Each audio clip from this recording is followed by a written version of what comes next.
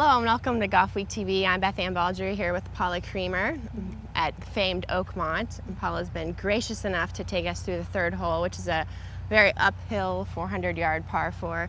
So Paula, can you talk a little bit about the tee shot here? I know you just hit yours. This is one of the most important tee shots on this golf course. It's a great hole. It's by far one of the statement signature holes of this golf course. And all you're looking for is short grass. It doesn't matter where it is. Obviously it's a very narrow fairway with the church pews on the left, and then, you can't miss it too far right. You're in the bunkers. And the most important is the tee shot, because the second shot is just one of the hardest ones on the golf course.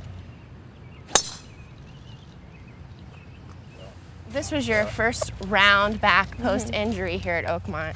Can you talk a little bit about what that was like, playing out of this rough, testing your thumb? It was quite an experience, but it was a good wake-up call to say welcome back to golf. Well, how's the thumb this week?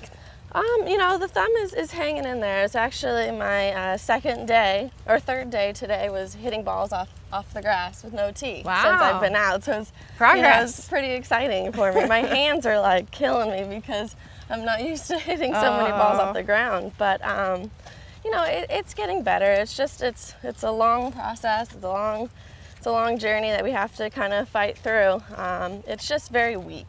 My hand just gets very tired. I have to hit 10 balls, take a rest, 10 balls, and I feel physically so much better than I've ever felt, but yet I'm so limited to what I can do.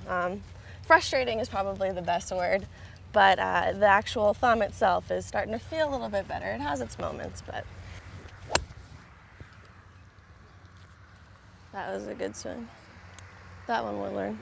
So Paula, you obviously hit a great tee shot there. What did you have in on your second shot? I had about 160 to the front, but the first 10-15 yards of the whole green is a false front. So your landing number is pretty much just on top, which is about 170, 175.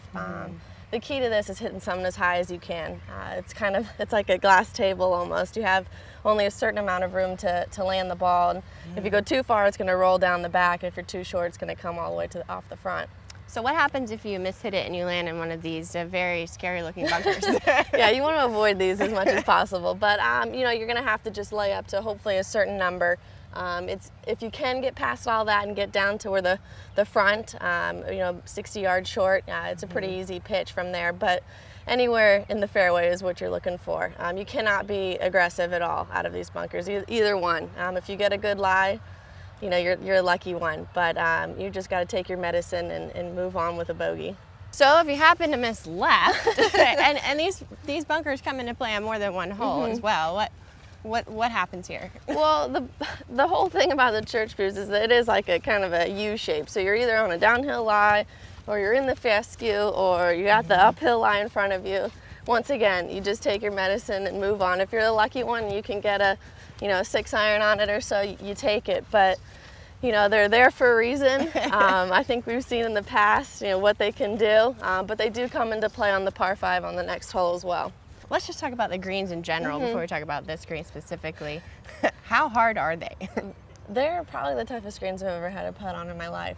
They're for sure the fastest, just because it's either uphill or it's downhill. There is no flat putt. They're always breaking. Your first instinct is going to be the best one. You can definitely overread these greens and you can go crazy almost. So she who 3-putts the least wins? Yes, exactly. Everybody's going to have a 3-putt. If you don't have a 3-putt out here, then I want to shake your hand. It's going to be a battle. You're going to be exhausted after the rounds. You're just constantly thinking. But I think whoever hits the most fairways and whoever can 2-putt the most is going to win. Winning score? Ooh, over par. I think over par. It depends on how nice the USGA wants to be to us. I'm sure there'll be similar pin placements as the guys use, but I would take a couple over par to win. Well, best of luck to you, Paula. Thank you for joining us. Thanks very much. For Golfweek TV, I'm Beth Ann and Paula Creamer. Thank you.